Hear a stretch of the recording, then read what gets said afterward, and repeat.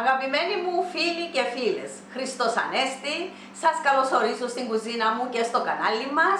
Σήμερα, Μιχάλη μου, θα φτιάξω λαχανόριζο. Έχουμε το σπανακόριζο, τώρα πάμε στο λαχανόριζο. Είναι εξαιρετικό, πάρα πολύ ωραίο. Και φίλες μου και φίλοι μου, Μιχάλη μου, συνεχίζουμε με τα υλικά, απλά υλικά. Πρώτα απ' όλα είναι το λάχανο, εμείς στην Κύπρο το λέμε γκραμπί.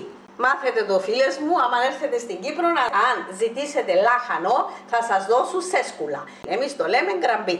Το πλένω, καθαρίσει απ' έξω και το κόβω σε κομματάκια τούτα, μακρόστενα. Μπορεί να το κόψετε σε άλλα σχήματα, εμένα με βολεύει έτσι, το κάνω έτσι. Δαμέ έχω 550 γραμμάρια, κομμένο, καθαρισμένο, πλυμμένο. Ρύζι εδώ είναι ξεπλυμμένο. Το ξέπλυνα και το έβαλα να στραγγίξει στο σουρωτήρι μου. Είναι ένα ποτήρι 200 γραμμάρια. Είναι το γλασέ. Το οβάλ. Το οβάλ, ναι. Για να του δώσω χρώμα και γεύση θα βάλω σε μία πιπεριά φλωρίνης, την κόκκινη την γλυκιά, είναι περίπου 170 γραμμάρια. Τώρα βάλετε και καρότο, έχει και άλλες επιλογές, μαϊτανό, αλλά εγώ είναι έτσι που το κάνω. Έχω εδώ μια κεφαλή φρέσκου κρεμμυδιού, είναι 180 γραμμάρια. Θα χρησιμοποιήσω μελαδάκι. Ελαιόλαδο. Έχω 100 ml, μισό ποτήρι. Ντομάτα φρεσκοτριμμένη. Είχα ωραίες ντομάτες, όριμες φίλες μου. Ένα φλιτζάνι 250 ml. Έναν κύβο λαχανικών ή ό,τι άλλο θέλουμε. Έναν κουταλάκι κέτσαπ για να μην βάλω ζάχαρη στο τριμμένη ντομάτα. Αν είναι χυμός, είναι τριμμένη ντομάτα. Αλάτι, πιπέρι. Και θέλω και λίγο φρεσκοκομμένο λεμόνι στο τέλος να του βάλω από πάνω για να του δώσω την ιδιαίτερη γεύση.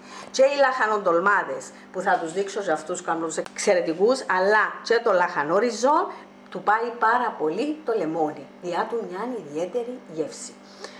Και στα ντολμαδάκια. Ναι. Μαλλιά πίσω, μανίκια πάνω και ποδιά. Περάσαν οι γιορτές, πήγαμε και μια ωραία εκδρομούλα. Στην Ελλάδα θα σας τη δείξουμε ολόκληρη σε βιντεάκια.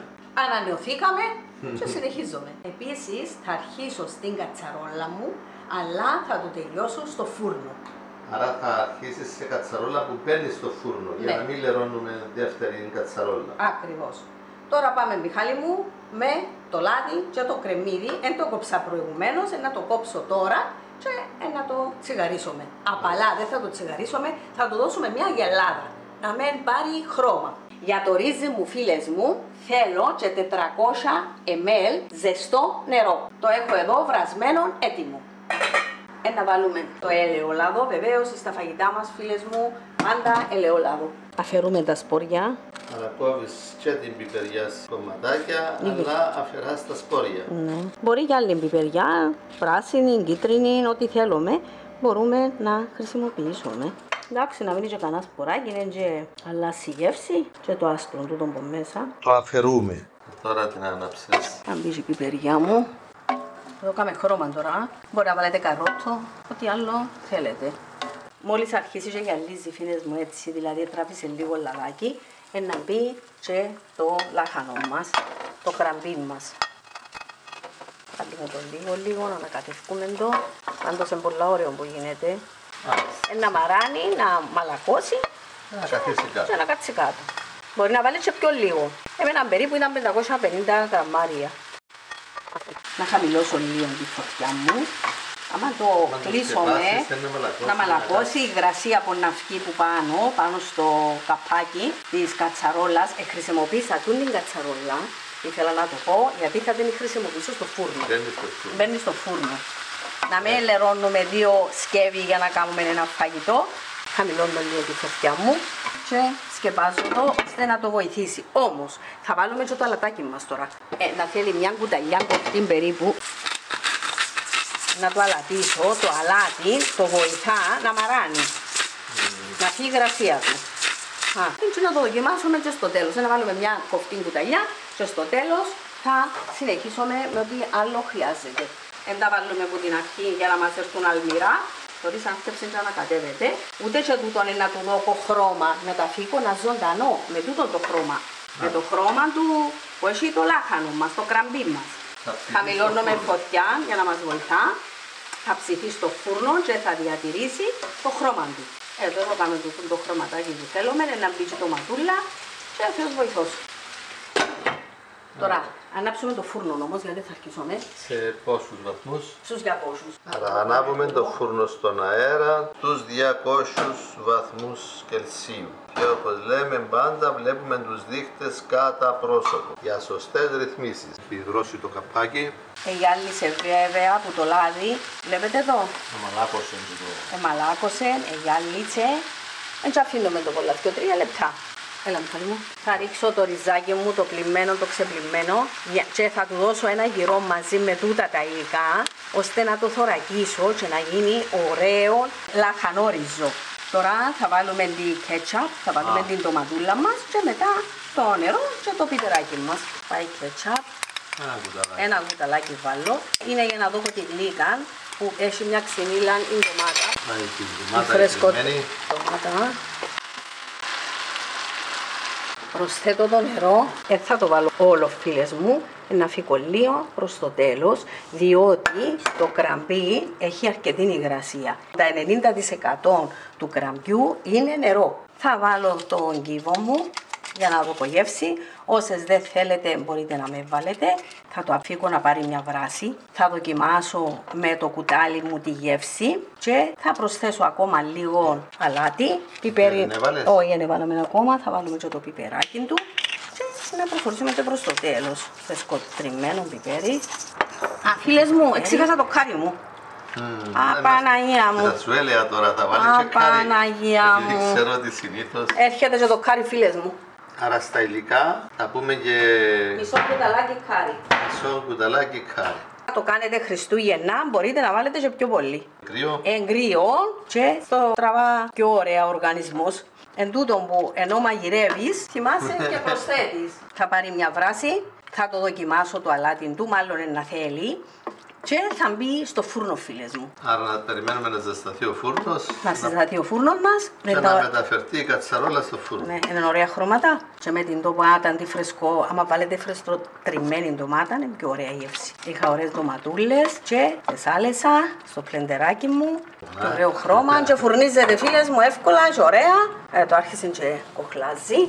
Να κατέβω, σκεπάζω. Και πάει φουρνίσμα. Πάει σκεπασμένο στο φούρνο. Ναι, συνέχεια θα μείνει σκεπασμένο στο φούρνο μέχρι να ανοίξει το ρύζι μου και να τρώγεται. Αυτό, φίλες μου, είναι το λαχανόριζο. Και ετοιμαστείτε για τους λαχανοτολμάτες μου. Έβρασε ο φούρνος. Πάμε, φουρνίζομαι. Άντε, φίλες μου, ώρα καλή και ώρα χρυσή. Φουρνίζομαι και περιμένω. Έβαλαμε ζεστό νερό που θα αργήσει να ψηθεί. Αν χρειαστούμε άλλο νεράκι, θα βάλουμε ώστε να μας ανοίξει ωραία το ρεύμα. Ζεστό, ναι. Ήδη έχω ζεστό. Μετά από 25 λεπτά να το δούμε, Λίζα. Να δούμε την υγρασία του. Κλείσε το ρεύμα. Αυτό. Αχνιστό, φίλες μου, θα δοκιμάσω για να δω αν μου άνοιξε το ριζάκι μου. Τέλειο. Θα βάλουμε το άλλο νερό. Πήρε τα 400 ml. Γι' αυτό το έβαλα λίγο. Εξαρτάται από τα λαχανικά πόσο φρέσκα είναι. Πόσο ναι, υγρασία και είναι. είπαμε ότι το κραμπί έχει πολύ νερό. Ό,τι θέλει θα βάλουμε. Άλλο νερό, φίλες μου, δεν θα μπει. Φίλες μου, θα πάει το λεμόνι του. Να μπουν ένα-δυο κουταλιές, εξαρτάται πόσο θέλετε εσείς. Και φίλες μου, σβήνουμε το φούρνο και αφήνουμε το μέσα. Έτοιμο. Και να σας πω και πόσο νεράκι τελικά έχει πάρει. Λύσα το και σβήσε και το φούρνο. Σβήνουμε. Και σε λίγο θα το απολαύσουμε. Ως συνήθως το ρύζι είναι 1:2. Έναν το ρύζι και... Άρα ήταν 200 γραμμάρια το ρύζι και υπολόγισες να βάλεις 400 γραμμάρια νερό. Αλλά επειδή ξέρω ότι το κραμπί, το λάχανο, το 90% του, αν το ψάξετε και στο διαδίκτυο θα δείτε, είναι νερό. Όπως και η πιπεριά. Και έτσι έβαλα, θα το κάνουμε σούπα, θα το κάνουμε ρύζι, πιλάφι.